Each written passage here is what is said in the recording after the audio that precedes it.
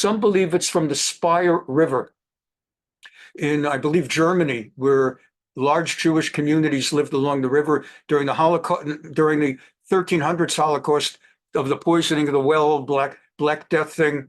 And then there are other opinions. The word Shapira in Aramaic in the Gemara means beautiful. So it could come from that and stuff and like, but just as well that Shapiro is not going to be the vice president. Enough about that. I don't want to get into Republican, Democrat, but from the Jewish point of view, I didn't like the way they would talk. I didn't like the way that the Shapiro discussion started turning into not whether he would be an asset in Pennsylvania, but whether he was going to create problems with the Arabs in Michigan, and would he impact Middle Eastern policy. And we don't do well when we have Jews in government on that level. We could do well, we just don't. I don't believe in not voting for a Jew on a theory that he'll turn into Schumer and he'll turn into Bernie Sanders, but you got to find me. It's hard to find a Jew who holds office and sticks to it. Even Joe Lieberman of blessed memory, he had been one of the leading sponsors of the Senate bill to move the embassy to Jerusalem. Then Al Gore named him as his vice presidential running mate. And the first day they asked him, what about moving the embassy to Jerusalem? He said, well, I've been thinking about it. I think we need to wait. This is not the right time. All of a sudden, it's not the right time. Mazel tov, Lieberman for vice president. Then he has an interview on Tennessee radio, and they ask him, you're an Orthodox Jew. What if your daughter married a non-Jew? He said, that would be okay. And I mean, look, he's trying to get electoral votes in Tennessee. Like Al Gore can't get those votes on his own in Tennessee. So enough about that. Let's get started. Now here, we're going to do a different kind of class today only. As I sent out a late email, I felt really we're learning Navi. Let's learn about the 3 weeks. Let's learn something pertinent to this incredibly 9 days.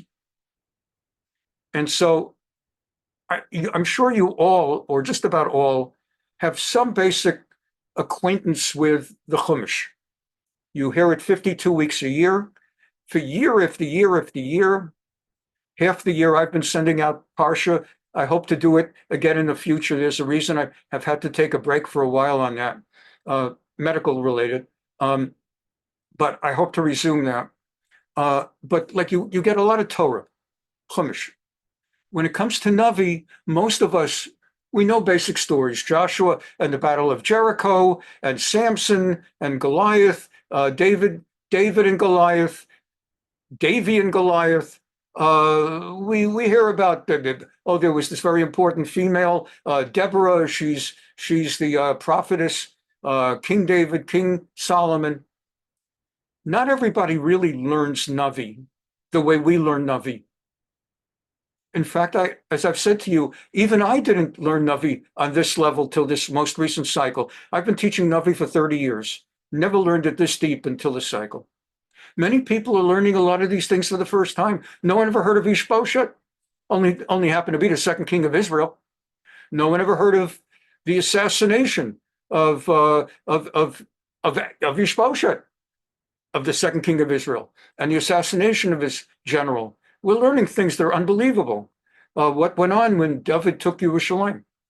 So today I wanted to take out the opportunity to go through, and we may not have a lot of time for commentary because I want to be sure I get in the text of the last 4 chapters of Nevi'im Rishonim, the early prophets, the end of Malachim Bet, 2 Kings. Thursday, Amir Tzeshem, God willing, when we normally learn Rambam's the laws of Jewish ethics and values and more, we'll be learning Gemara and Rambam also on the subject of the 9 days. These are the saddest days in the whole Jewish year, in all of Jewish history.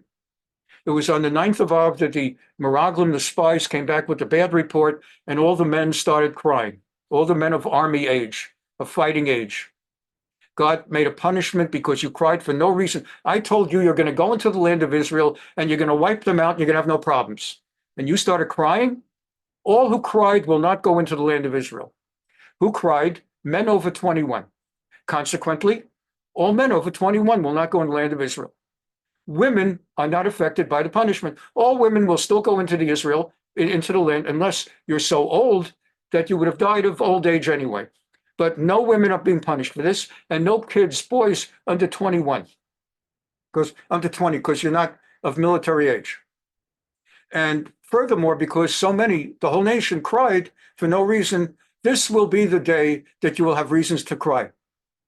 And so our history, 9th of Av is a particularly bad day. The first Beit HaMikdash was destroyed on the 9th of Av.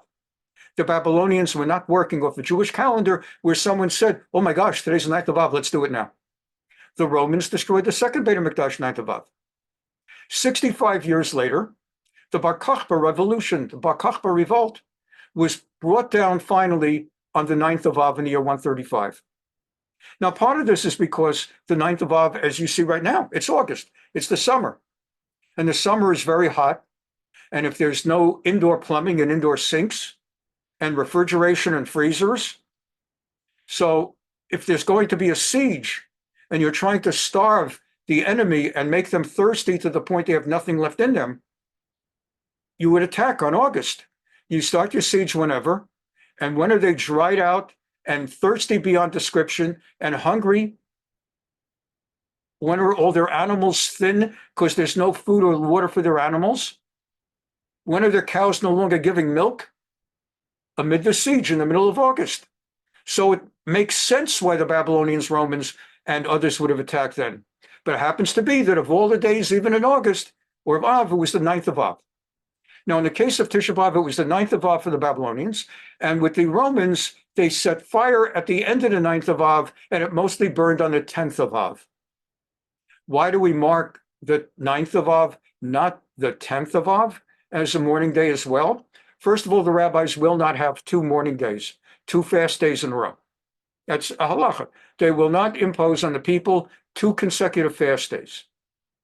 It's the same reason that Yom Kippur never can fall on a Friday or a Sunday. They won't even impose 2 complete Shabbases where there's no cooking in a row. So Yom Kippur never can come out on a Friday or a Sunday. The other Yom Tovim can, because you can cook on a Friday or a Sunday, but they won't make 2 in a row like Yom Kippur and Shabbos. So they both coincide. That was the third one. So there was first base, fourth one. There was the Meraglim, the spies, the first base Mikdash, second base Mikdash, the fall of Beitar. The Romans then came and they plowed Jerusalem, the Temple Mount, so no one would be able to grow anything, and the salt, and they raised R-A-Z-E-D, the land. It was also on Tisha B'Av in the year 1290 that the Jews were expelled from England, and I believe 1306 from France, and 1492 from Spain. Again, were they thinking 9th of Av? Were Ferdinand and Isabella in August of 1492 thinking 9th of Av? I don't believe so. It was August. One year it was August 2nd, one year it was August 9th, whatever. And that's when they threw us out.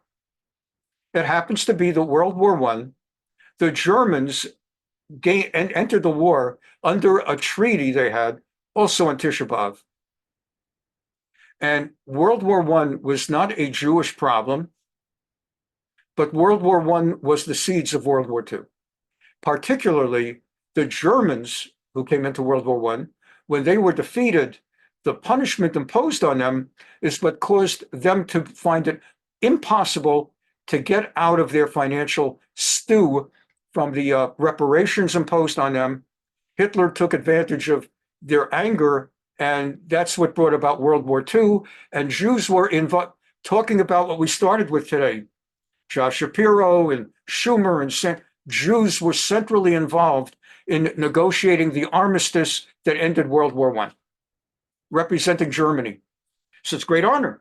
Imagine that. Here's Germany all these years, anti-Semitism, and now they've taken Jewish lawyers to represent them in negotiating the armistice. Now we're free. Now we're accepted in Germany. Yeah. And Hitler comes and says, they sold us down the river, the Jews. The reason we got stuck with these reparations and everybody's going with wheelbarrows of money in order to buy a loaf of bread is because the Jews sold us down the river when they negotiated the armistice of World War I. And so World War I's Tisha B'Av feeds into World War II. And it happens to be that on top of everything else, the official proposal of a final solution. Yes, Hitler had written in Mein Kampf, he wants to get rid of the Jews. But originally, Hitler's original thought was to get them out of Germany. If he somehow could have gotten like Spain, like Ferdinand and Isabella, if he somehow could have gotten the Jews out of Germany, there's a possibility he would not have gone on to a mass extermination. He couldn't get the Jews out. No one would take us in. He couldn't get the Jews out. Britain closed off Palestine, which is Israel, and Franklin Roosevelt closed off America. The SS St. Louis, if you ever saw the movie or read the book, Voyage of the Damned, and he couldn't get us out, so he decided to kill us. That decision, okay, what we're going to do is we're going to mass murder them, was on Tisha B'Av. And then like a year or two later in 1943, on Tisha B'Av, that was the day that they started to empty out the Warsaw Ghetto. So it's been forever, Tisha B'Av. And there are those who are writing lately, they're wondering whether Iran is planning its highly announced grand counterattack, whether they're actually waiting to do it on Tisha B'Av. And I don't know. I don't know whether that's part of their thinking, and I don't know. And by the way, there's no guarantee that each and every Tisha B'Av always is going to be bad. It's just that when bad things happen of major constitution, they often will happen on Tisha B'Av. But October 7th was not Tisha B'Av, and it's the worst massacre since the Holocaust. So some bad things might happen, and it's not Tisha B'Av. And on the other hand, not every single Tisha B'Av is a disaster. So you see what happens. But Tisha B'Av is coming up next week. We will have a reading of Eicha online, as we do every year. Many people go to shul, and it's a beautiful thing, go to shul. But for those not going to shul, for whatever your reason, we'll be reading Eicha online, and we'll be showing a 1-hour film afterwards. And then on Tuesday, we'll put out an announcement of an additional film and an additional discussion. So that's all of that. Let's get to business. Thank you for being here as always. Okay, share sound. And on we go. Take this off the screen. Take this off the screen. Take the floating pen. Okay. Chapter 21 of 2 Kings, Malachim Bet. By now, the Jews, long after King David and King Solomon, long after the tragic civil war that divided the Jews into two separate countries who occasionally went to war against each other, the northern kingdom was Samaria, the southern kingdom was called Yehuda, the northern kingdom of Shomron, that was the name of its capital city. The southern kingdom, its capital city was Jerusalem. 10 of the 13 tribes were in the north. 3 tribes were in the south. 13 tribes? Yeah, Yehuda, Judah, Binyamin, and the tribe of Levi was in the south at the Beit HaMikdash. So how did we end up with 13 tribes if we're 12? Whenever you take Levi out of the count, you split Joseph into 2, Menashe and Ephraim. So Menashe and Ephraim were 2 of the 10 tribes up north. By now, at chapter 21, Assyria has already destroyed the northern kingdom. So we had our northern kingdom with a capital in Shomron, Samaria, and Assyria, that is what now is Syria, then was Aram. What now is Lebanon, then was Phoenicia. What now is Western Jordan was Ammon and Moab. And out here is, I don't know, is this Iraq? Assyria.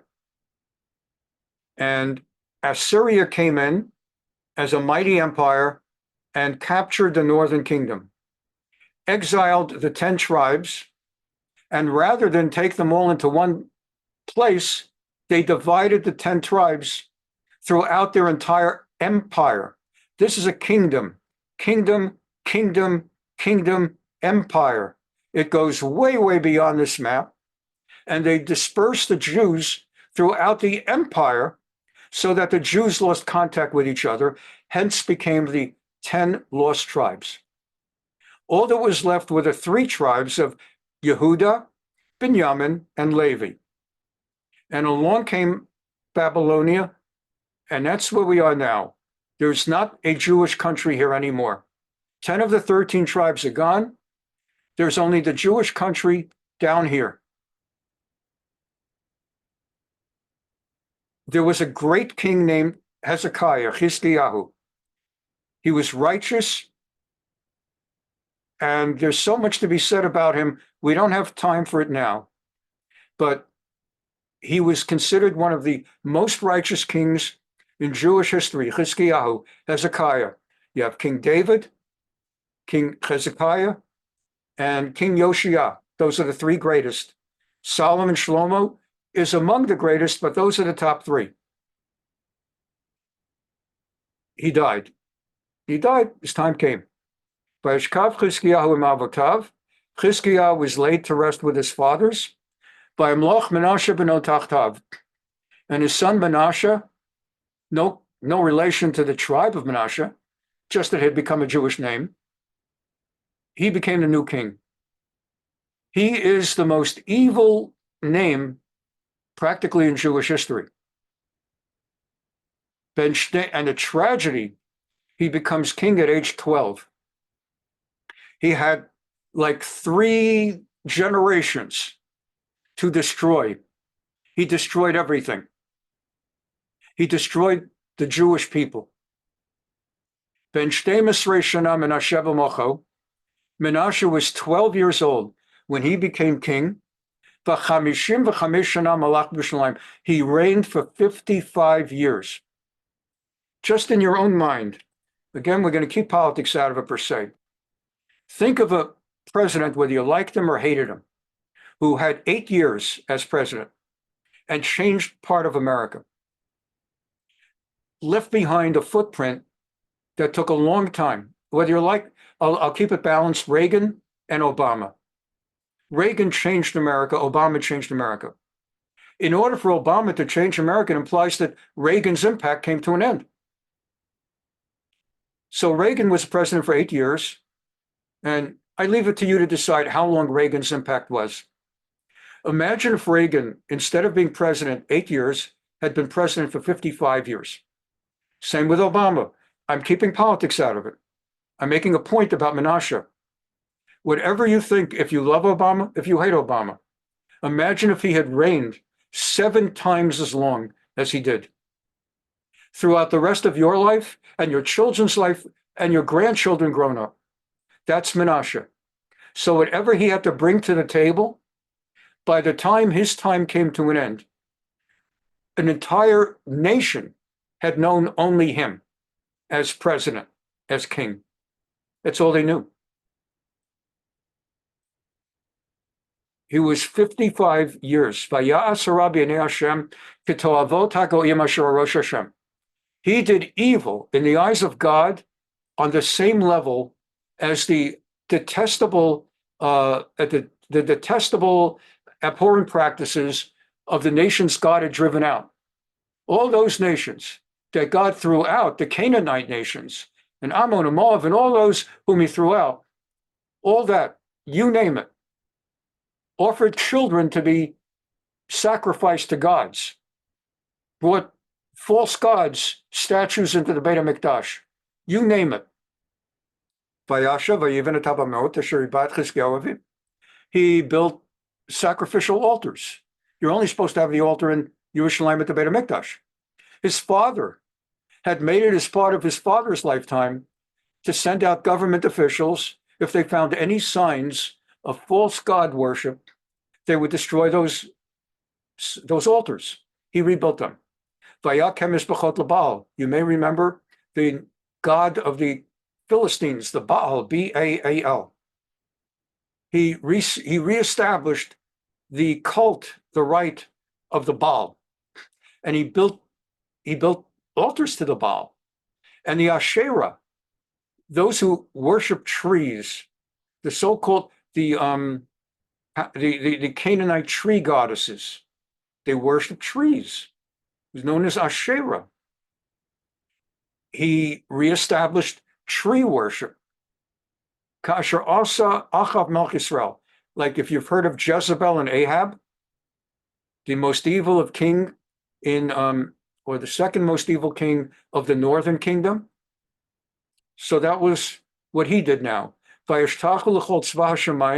had people praying to the stars and the sun and the heavens and the moon by Avodotam, and he also worshiped them. So instead of, like, again, to create a sense that you can relate to. I don't know how religious Netanyahu is. I honestly don't. Or most of the guys in the Knesset. But on certain special occasions, they put on yarmulkes. There's a Benny Gantz. Benny Gantz, his leading opponent, has been seen many times at yarmulkes at memorials and things like that. They go to a funeral, God forbid, of soldiers. They always wear yarmulke, no matter how godless they are. They all wear yarmulke. I'm not saying Gantz or Netanyahu is godless, God forbid, but even people who aren't religious, out of respect, you go to a Jewish rite, you wear a yarmulke. What he's talking about is Menashe put an end to all of that. I don't know that people wore yarmulkes in those days. I don't know how they covered their heads, but he put an end to any external sign of worshiping the God of Israel. You had to hide if you were Jewish, like you're in the Soviet Union. He created other religions, and he built these altars in the Beit HaMikdash, the building in which God had said, I will establish my name in Yerushalayim. In that building, in that house, he put false gods. He built altars for all the host of heaven. He consigned his son to the fire. Not only did he establish the Molech worship, where people were burned alive on an altar to that god, he brought his own son to be burned alive. He brought back soothsaying. We learned this in the story of the end of the life of Shaul. The fortune tellers are banned. We went to great detail about how Judaism forbids fortune telling and anything like that. He brought that all back. Consulting ghosts, familiar spirits, everything. It's like as though he would take a chumash and go and make a list of every single thing that's forbidden and then go ahead and do it. Just like someone else, Rambam, put together a list of every mitzvah in the Torah. Sefer HaMitzvot, the 613 laws. He looked for every mitzvah and he made a list. It's as though Menashe had made a list of everything not to do. He put Pesel, he put the Pesel HaAsherah, he put sculptures of the tree goddess that he made, and he put that in the house of God. This is the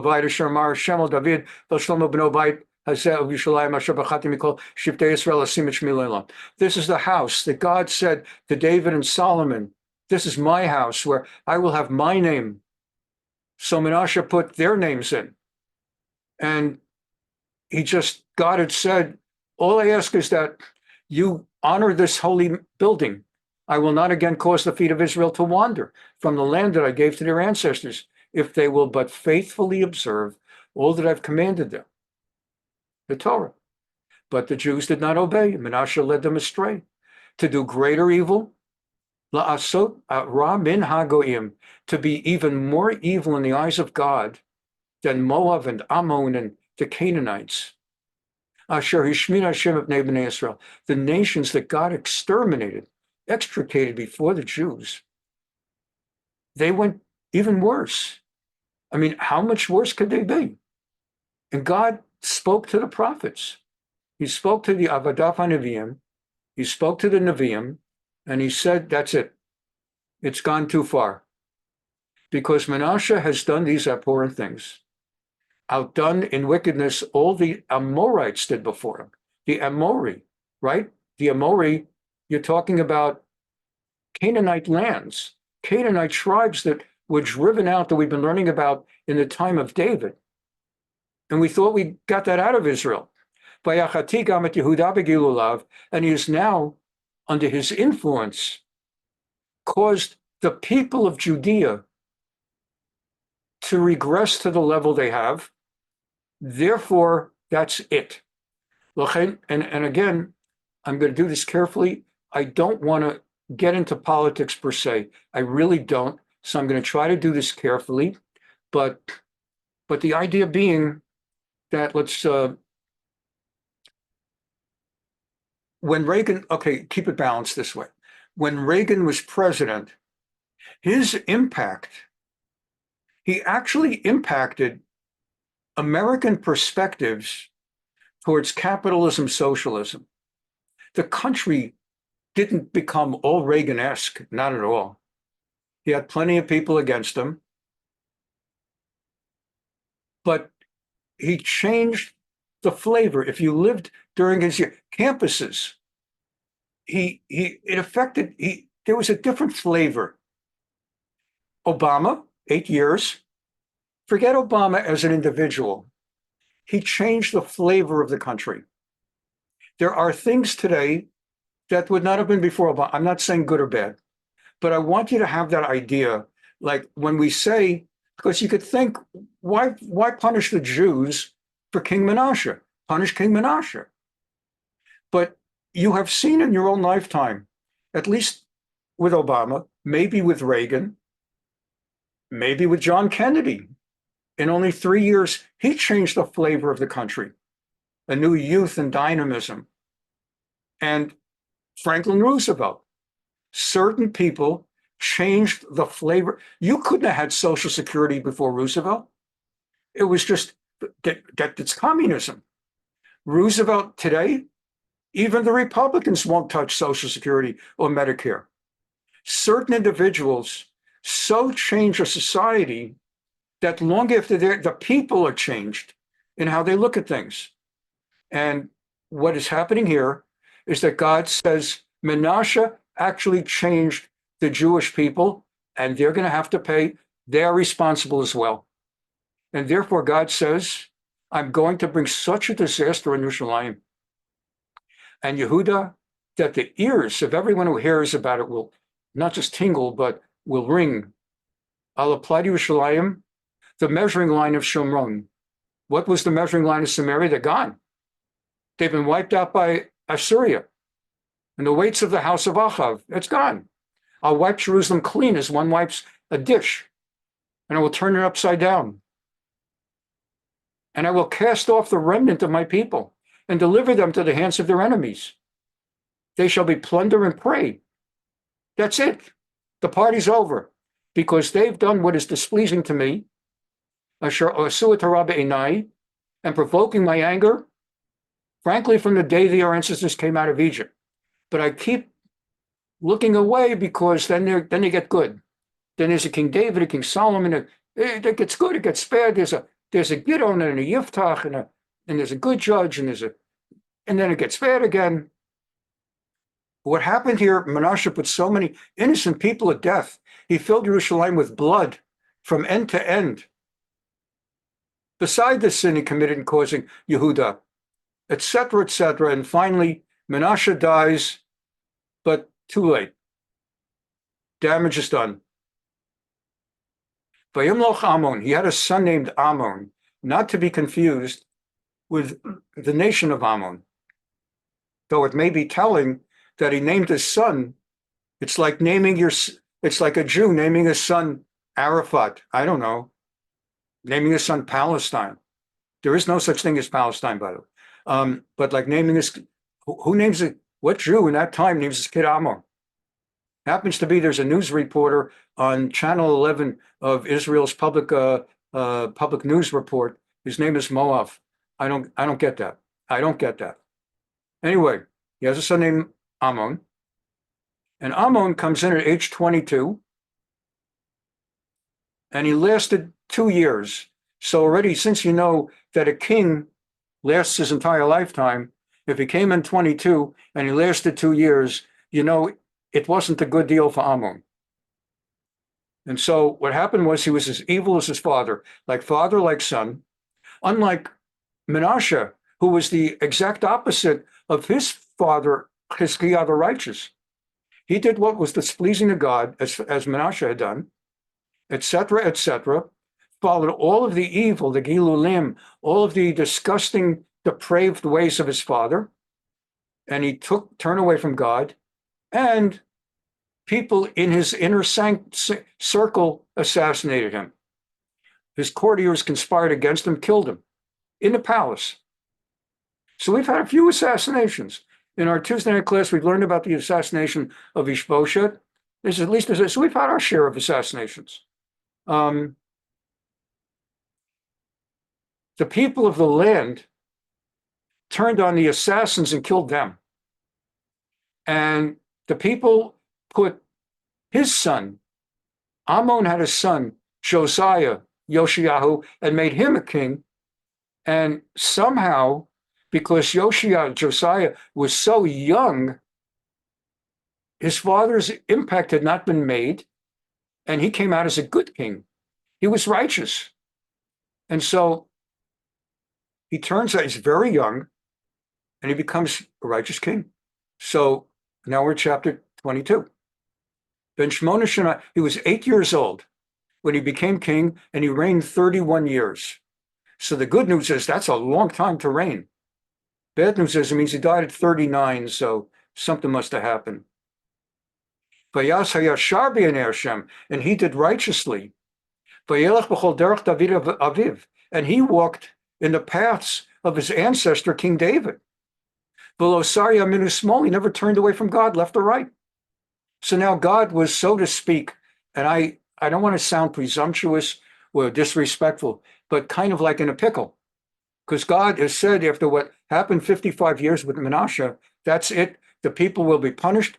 The city of Jerusalem will be turned upside down, plundered and destroyed. The people will be exiled. And all of a sudden, you've got this righteous king for 31 years. What happens? How do you reconcile? In the 18th year of King Josiah, remember, he reigns 31 years. In the 18th year, so how old is he now? He came in at age 8, so now he's 26. So he's got a handle on the thing. Initially, he's a kid. He's a kid who's taken over, and he's probably got a royal regent. And you've learned this in other countries, stories, fictional stories.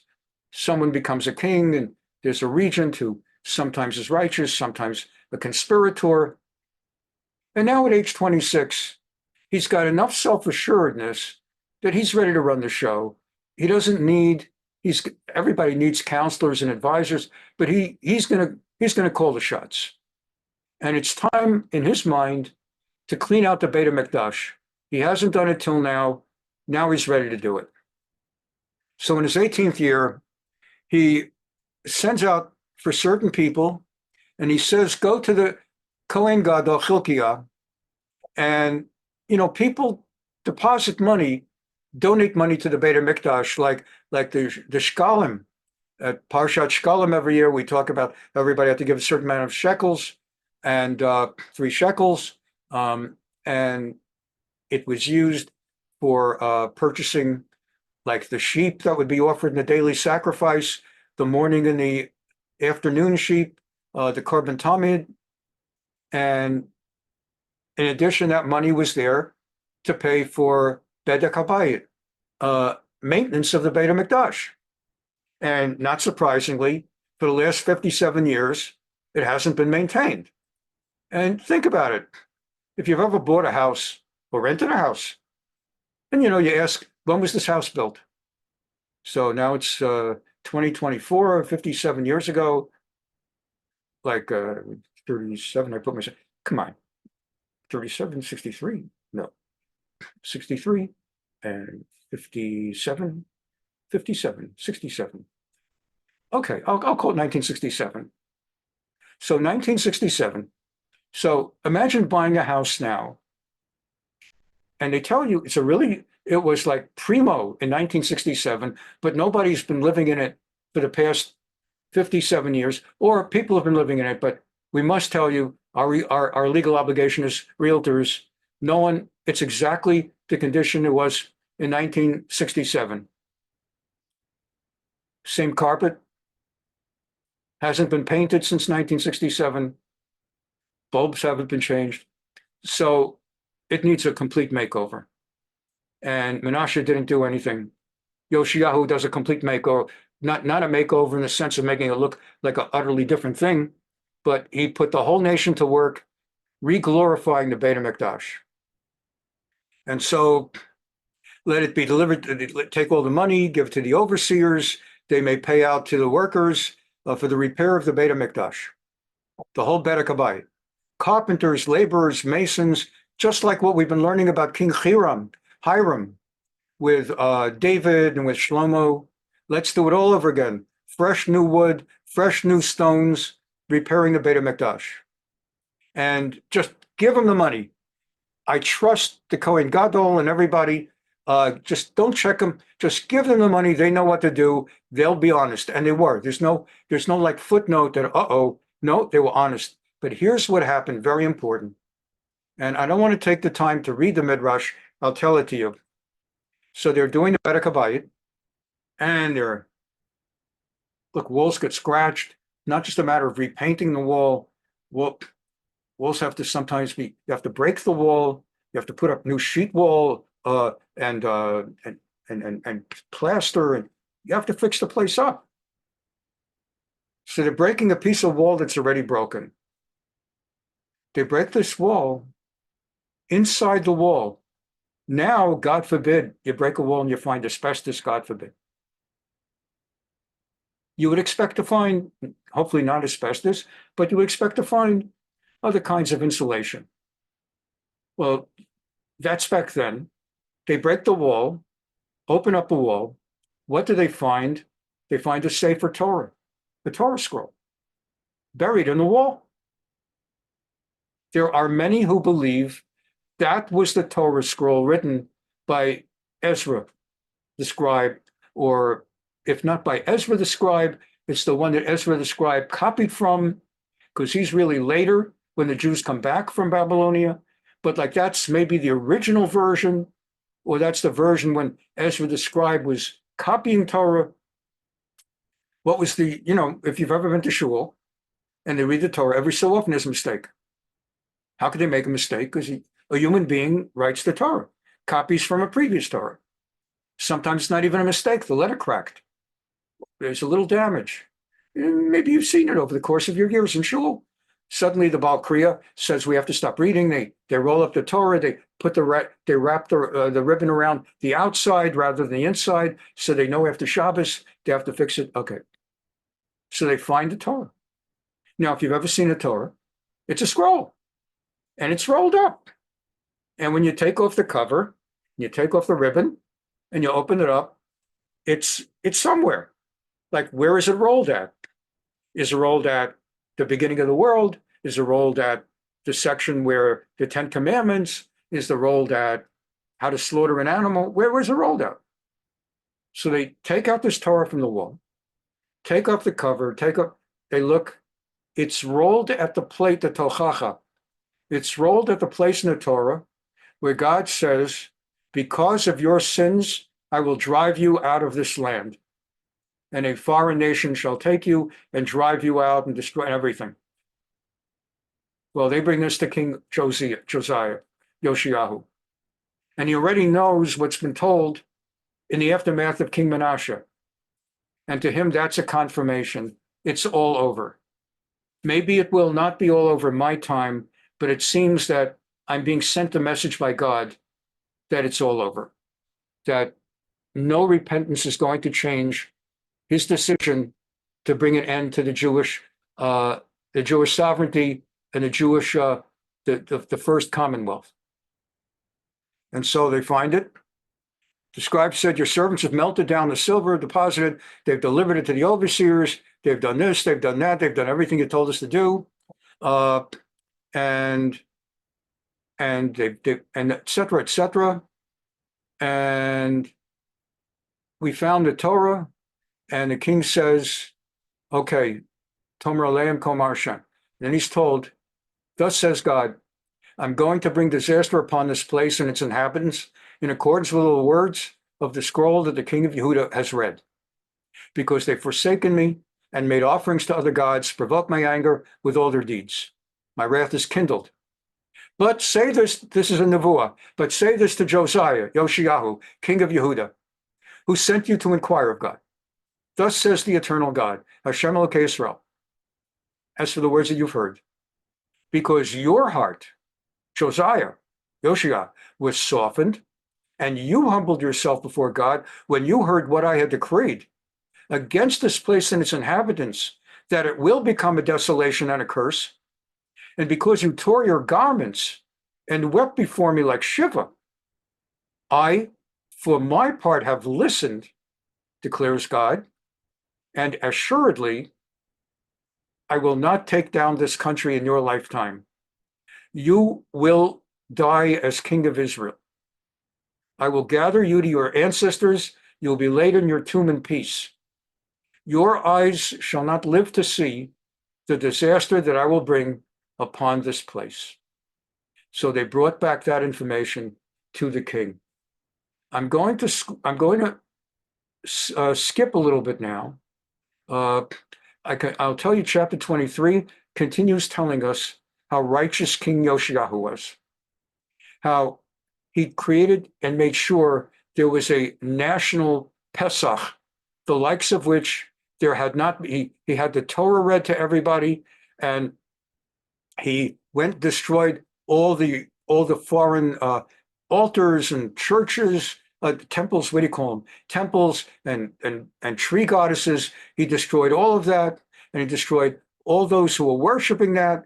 And he got the vessels that were used in those temples, and he had them burned, and he threw them all the dust. He got rid of all of it, and he had them all killed.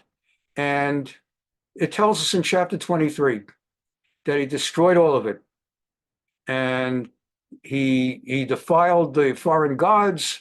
And I want to see if I can find one. It's okay if I don't. Okay. And basically, as I'm telling you, he destroyed all the evil, and he gave back a clean, Torah observant, religiously pure Jewish people. Okay. And that's basically chapter 23. And then his life comes to an end. This is part of the Pesach, and it talks about this life, this Pesach he made. There was no king like him before, who turned back to God with all his heart and soul and might, in full accord with the teaching of Moshe, nor did any like him ever arise again. What about King David? King David did not have the challenge of having a nation that was evil who had to be turned away back.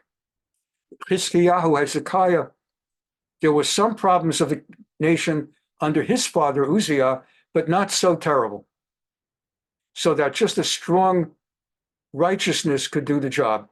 But no king ever had the problem and challenge of becoming king to an entire nation that had been steeped in Menashe's evil, such that, and then he turned it all around. And so he is unique in Jewish history for that, and in the Bible. And then he dies, and his follower dies. His follower is a son, and again, and now we're back to evil. What happened was, let's just do this real quick. He dies. That's the end of Yoshiyahu here at Pasuk Lamed. Yehoachaz is his son. Yehoachaz was 23 when he became king.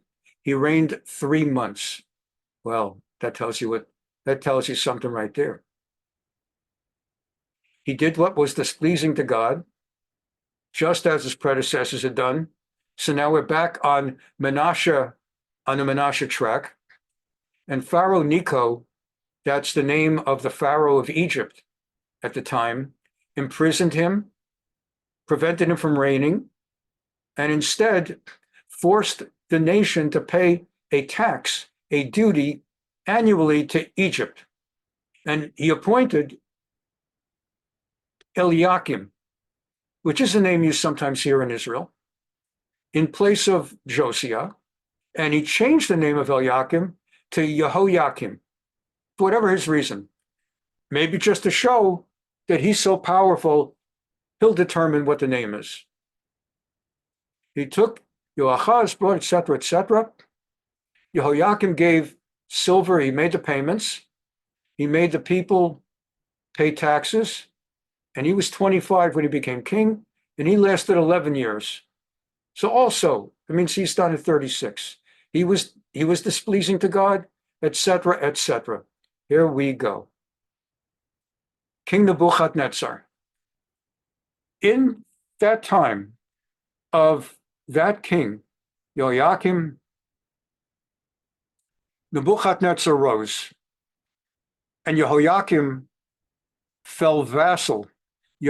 Nebuchadnezzar of Babylonia took control over Judea and forced the king to be essentially his servant.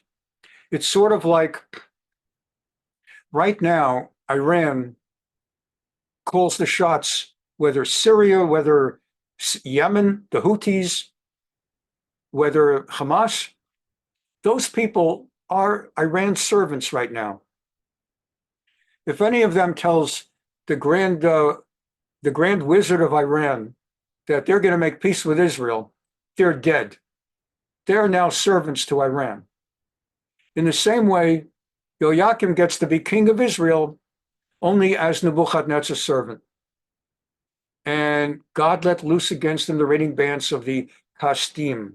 The Kasdim are like the shock troops of the Babylonians.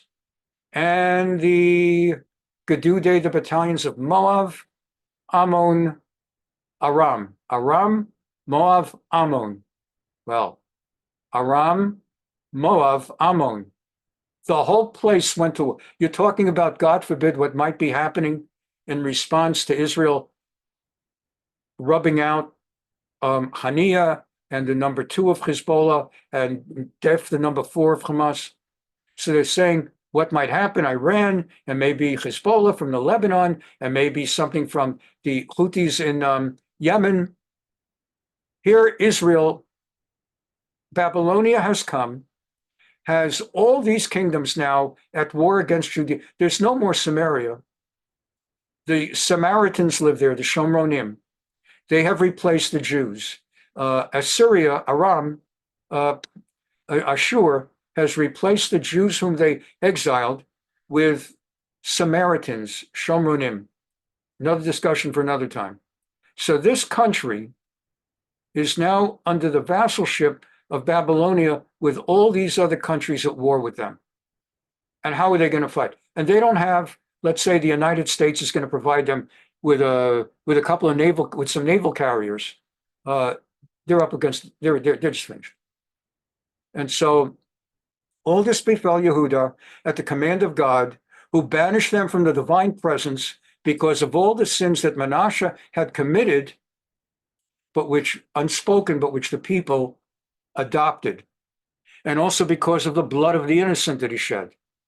He didn't kill everybody. People shed.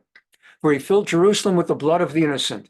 And God would not forgive. God delayed through the 31 years of Yoshiah.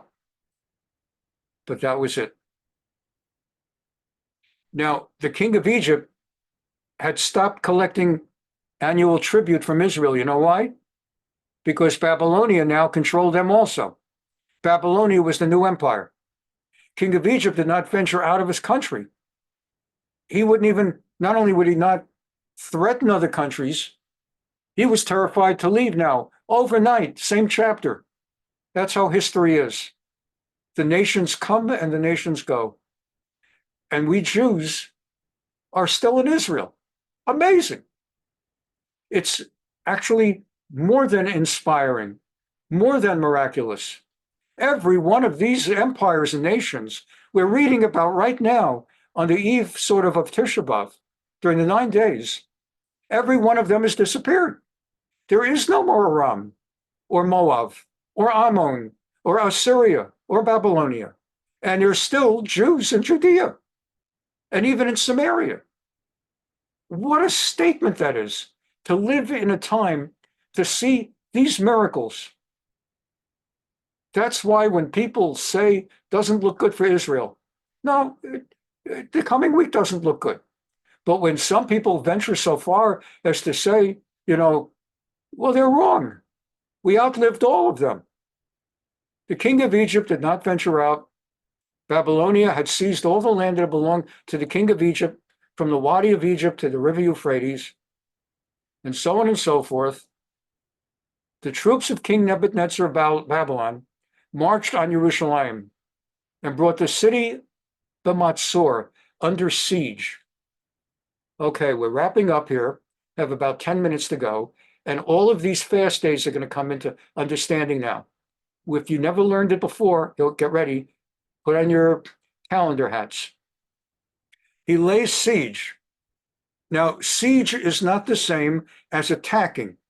Siege is when you encircle the people and don't let food or drink through and start starving them and parching them. But that could take months, even years, till they run out of food. If they already have food stores and cisterns and water stores, for those of you that ever went to Masada, how they had such an internal system to provide years of water. And so a siege is not the day, but it is the time when it begins. So Vayavo Nebuchadnezzar melech Bavel al ha'ir. So Nebuchadnezzar, the king of Babylonia, marches on Jerusalem, not entering it, with his servants sieging a matzor. Okay. The king Jehoiakim tried to stand up to him. That was hopeless. And he had to end up surrendering. And the king of Babylon took him captive. He carried off from Jerusalem all the treasures of the Beit HaMikdash. You Jewish people, it's as though God is saying about the time of Menashe. Let's not say the Jewish people.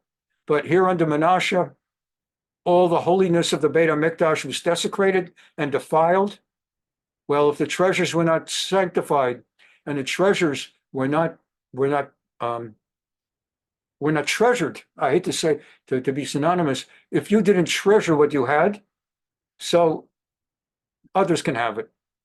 All the treasures of the house of God, all the treasures of the royal palace.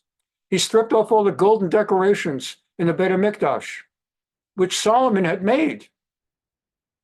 He exiled all of Yerushalayim, all the commanders and warriors, 10,000, as well as those who were craftsmen.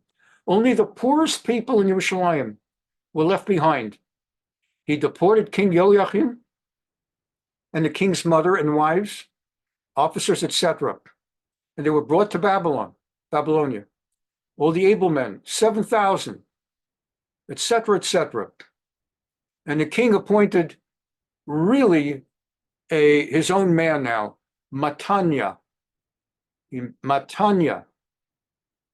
appointed Matanya. Dode is an uncle, the Dode of the deposed King Yoachim, and he changed his name to Tzidkiah. I don't want to take time out of too much. I'll just tell you, I once worked as an attorney for 6 months till I quit for a megalomaniac.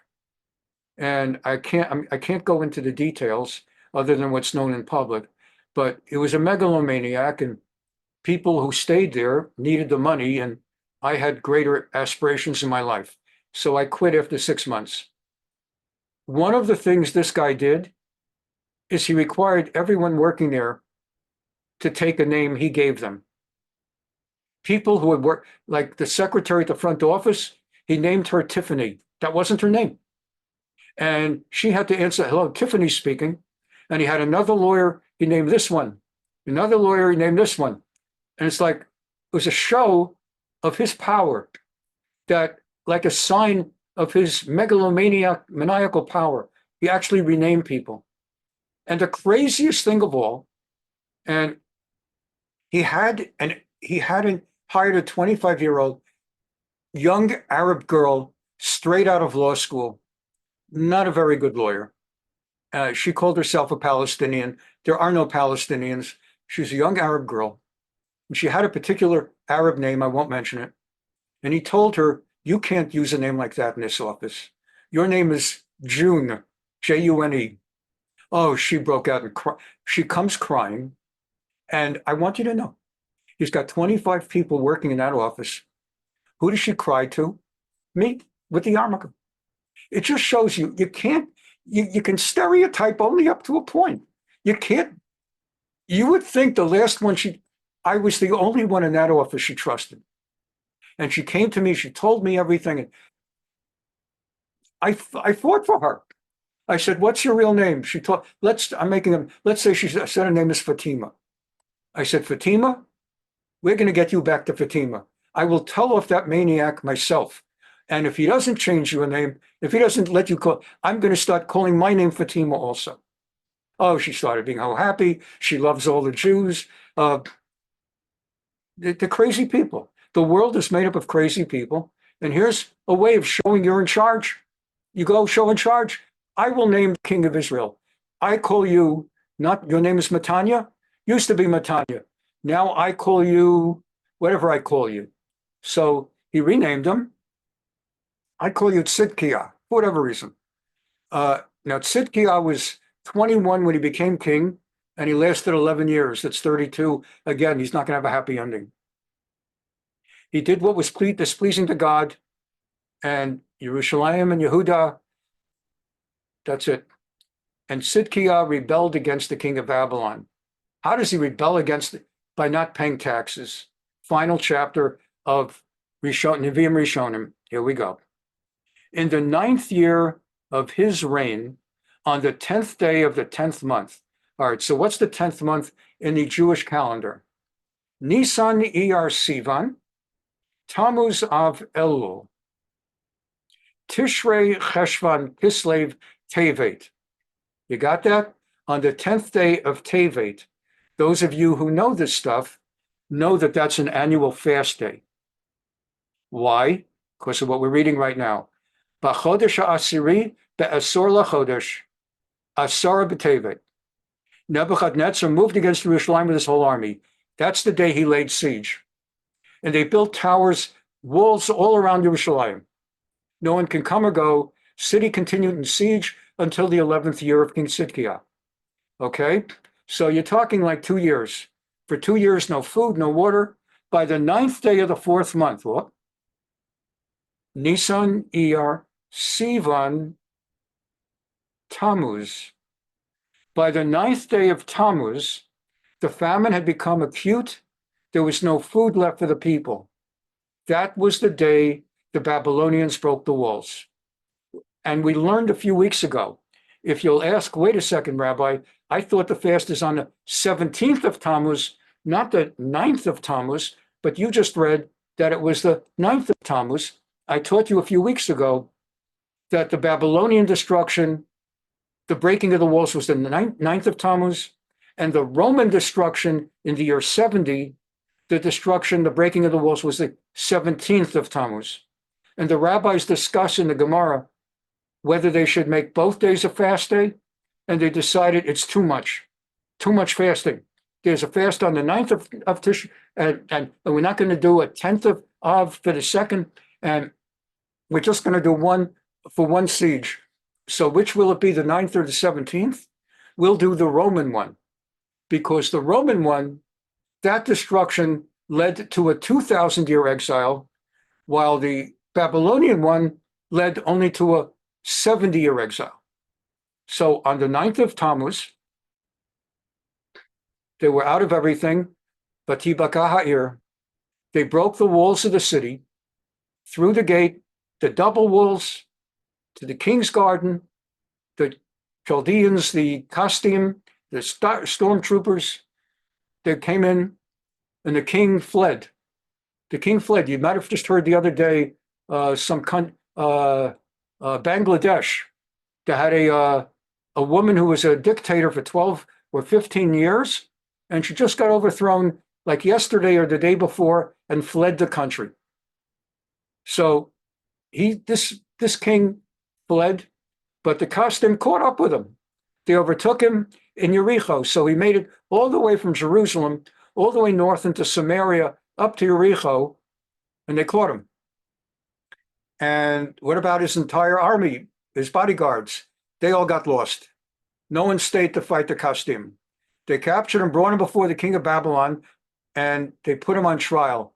And this is like a Soviet Union trial, like a 3-minute trial. They slaughtered his sons before his eyes, and then they plucked out his eyes. That's who the Babylonians were. Sometimes we talk about the Holocaust and we don't even realize what we have been through and whom we have had to deal with. And when people say, look, I'm not going to reduce what the Nazis were and what Hitler was, what Mengele was. But when people say, has there ever been anything like this? You know, if you really study Jewish history, unfortunately, the answer is yes.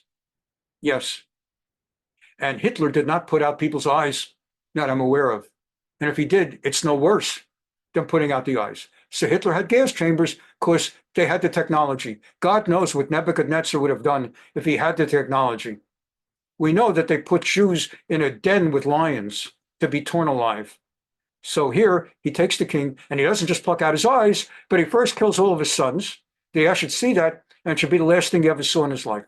Unbelievable. That's what we have to deal with. Uvachodesh Chamishi, and in the 5th month, so what's the 5th month? Nisan, Iyar, Sivan, Tamuz, Av. So in the month of Av, B'Shiva L'Chodesh, on the 7th day of Av, Nebuzaradan, the chief, not of the guards, the chief of the people who slaughter, the chief slayer, servant of the king of Babel, came to Jerusalem. He burned the house of God, king's palace, and all the houses of Jerusalem. They didn't just burn the Beit HaMikdash. That was the centerpiece that we talk about, but he burned the whole city. In my lifetime, when does that happen? Maybe you grew up and learned history about the great San Francisco fire of 1906 or the great Chicago fire where an entire city burned down. Mamish, an entire city. But that wasn't just Chicago or San Francisco of the 1900s. It was Yerushalayim HaKodesh, Holy Jerusalem. Vayisrof et Beit Hashem v'Beit HaMelech. He burned the Vuzaradan, burned the palace, burned the holy temple, and the palace of the king. V'et kol batei Yerushalayim, and all the houses of the city of Jerusalem. V'et kol bait gadol saraf ba'esh, every large house and every building that belonged to anybody. V'et chomot Yerushalayim saviv, and they burned all the walls of Jerusalem, and they smashed the walls. Whatever couldn't burn, they smashed, and they destroyed it. And the remnant of the people that were left, many of them ended up going to Babylonia, and the rest were taken into exile. And that's where we get Al Naharot Bavel, Sham Yashavnu Gam Bachinu B'Sachreinu Etzion. By the rivers of Babylon, there we sat and there we wept as we remembered Zion. And they mocked us and said, sing us a song of Jerusalem. How can we sing a song on foreign land? If I forget the old Jerusalem, may my right hand, which plays the lyre, L-Y-R-E, the stringed instrument, forget her cunning. May my tongue, which sings the songs of Jerusalem, stick to the cleft of my palate if I do not remember thee, if I do not remember Yerushalayim about my greatest joy. That's what happened. So we were driven into Babylonia, and they left behind so that the land should not be so vacant that it would simply bring about the lack of control of wild animals starting to gather there and just becoming uninhabitable even for Babylonia. So they left the poorest of the Jews to stay behind in order to cultivate it just enough. Like, these are Jews that just don't matter to Babylonia and to Nebuchadnezzar, but just enough Jews so that the place won't become so desolate and uninhabitable that Babylonia won't be able to use it. So they left behind a few of them and a few people who could maintain a few of the vineyards and a few of the, you may have seen an Israeli wine called Yogev, Y-O-G-E-V, Yogvim, and Kerem and Carmel and all of that. Okay. And everything, the bronze columns of the Beit HaMikdash were destroyed. Anything made of bronze, anything made of gold or silver, even ladles, any vessel, it all was taken. Anything of gold, anything of silver, anything, fire pans, sprinkling bowls. They took they cleared the whole thing out. Everything was taken. And then, as we come to the very, very end, just get to this very last part. So it was all brought to Babylonia. And this, by the way, is, our rabbis tell us, at the Achashverosh, Ahasuerus feast banquet at the beginning of Megillat Esther, when it talks about Vikelim, Mikelim, Shonim, that he was serving people at the banquet with various festive vessels. Our rabbis tell us he was serving the guests at that banquet with the vessels that were taken by Nebuchadnezzar that we're reading about now from the Beit HaMikdash, that had remained in the custody of Babylonia until Persia, that empire, conquered Babylonia. And then it ended up in Ahasuerus's hands. And so thus Yehuda was exiled from its land. Vayagel, the word galut, golah. Vayagel Yehuda mi'al admato. King Nebuchadnezzar put Gedalyah. Okay, I told you we're gonna get all the fast days in here. A Jew named Gedalyah was appointed as his governor to govern over that small number of Jews left behind in Israel. I'm leaving a small number of poverty-stricken Jews to tend to the fields and the vineyards so the place doesn't become uninhabitable, and just to prevent them from getting out of control and getting any crazy ideas of rebellion, I'm putting you as my governor to keep them under control. So he put Gedalyah in control, and Gedalyah saw himself as preserving the last remnant of Jews in Jerusalem, because if anything gets out of control, he knew that Nebuchadnezzar will destroy, we'll all be exiled. So he did his best in a very uncomfortable position, working as governor of Nebuchadnezzar to ensure that there was no rebellion. In the 7th month, okay, what's the 7th month? Nisan Iyar Sivan, Tamuz Av Elul Tishrei. In the month of Tishrei, these two guys, Ishmael and of royal descent, came with 10 men. These two guys came with 10 men, and they assassinated Gedalyah. They killed him, and that was it. When the word got back to Nebuchadnezzar that his Jewish governor had just been assassinated by Jews, exactly as Gedalyah feared, Nebuchadnezzar cleared everybody up. All remaining Jews were exiled to the degree that most Jews did not even wait. They knew what was coming. All the people, young and old, and the officers of the troops fled because they were afraid of the Kasdim. And so the 37th year of the exile, that's what happened. And that's the exile we're marking during these 9 days now that culminate in Tisha B'Av. Just so that I conclude on the happy note of the last 3 verses, so I don't leave it any differently from the way Yirmiyah left it when he wrote this book. Jeremiah wrote the book of 2 Kings. He says there was one last small miracle. The Jews were so low, exiled, destroyed, like a people disappearing the way that all the others, Moab, Ammon, now the Jews turn to disappear from the face of history as they melt away in Babylonia.